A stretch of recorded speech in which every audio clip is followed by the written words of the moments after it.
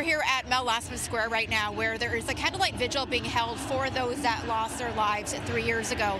And today I did have a chance to speak with some of the victims' families who say that the pain is still very much there, just like as if this just happened yesterday. I do want to show you the magnitude of what we're looking at here at this vigil. There are hundreds of people here remembering those lives that were lost, lighting candles, chanting women, life, freedom as well. This has been a whole day event. There was a reception earlier today at the Meridian Center for the Arts, and now this vigil is taking place. A really tight-knit community here, and families and supporters say it's important for them to be here and to continue to call for justice. After 3 years, we still haven't had our closure. After 3 years, we still haven't found the truth. After 3 years, nobody's been held accountable, and we don't have no justice. Amir Ali Avali says his mother, Nada Siddiqui, an optometrist from Richmond Hill, was on board Flight PS752 on her way back to Toronto after visiting her mother in Iran. And she boarded that plane. I don't know what she endured in the 3 minutes when the plane was plunging down, but I hope I miss her.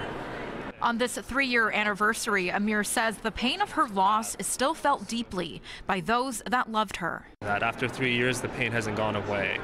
We were crying like it was still the first day, and the pain bears down on you, and it feels heavy.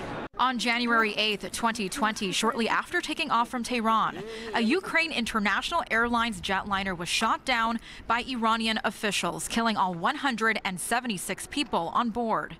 Most of the passengers were heading for Canada via Ukraine, including 55 Canadian citizens and 30 permanent residents. Nawaz Ibrahim's sister and brother-in-law were also on that plane. It was only 3 weeks before that night that they had their wedding ceremony, and they were supposed to be back through Kiev to London, UK, and it never happened. They were never able to start their married lives together. Victim families, along with supporters, gathered at the Meridian Arts Center in North York to honor the lives so senselessly taken. At the ceremony, relatives took turns reading the victims' names out loud. And in front of politicians of all levels, they called yet again for justice, not only for the families, but for all Iranian people. It took a long time for everyone to understand that the Islamic Republic regime is nothing but a mafia gang, a tyrannical state that produces nothing but terrorism, repression, and injustice.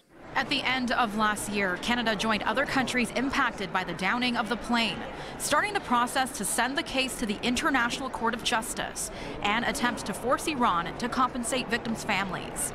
Those I spoke with today say it's a small step in the right direction. However, it's a step that took too long. We will never have full justice. Nothing will bring back my mom.